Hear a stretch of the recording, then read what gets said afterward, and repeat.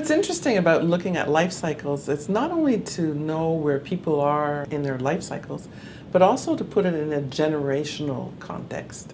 So I've often heard fathers saying, well, he doesn't spend 70 hours in the business like I used to. And I have to ask them, well, can they? Does his wife work? Does someone have to go pick up the kids? Is it really because he doesn't want to be in the business, or is it because he has other responsibilities? So it's interesting to open up those conversations and put things back into perspective. And the reverse is also true. We need to have conversations with the rising generation and have them put their parents back in the historical context.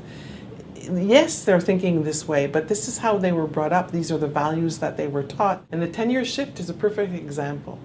Many years ago, I was working with a family where the father was in his mid-60s and his daughters were in their mid-30s. And the two daughters were waiting impatiently for their father to leave the business and to hand over leadership to them. And it was so obvious to me that that wasn't going to happen. And then I realized this is where the 10-year shift comes in. We need to help them and accompany them at understanding how do we work together in a multi-generational setting for decades. How do we share power and authority? Now, some entrepreneurs are willing to leave because they have passions outside of their business, or they have other interests, or they want to start a new business. But some entrepreneurs, be it women or men, want to stay because this is their life.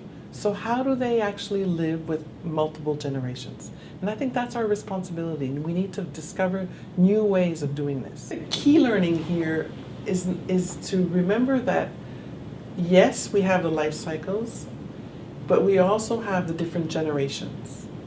And when speaking or dealing with a family member, try to remember what was his history? What were the events that marked that person's life?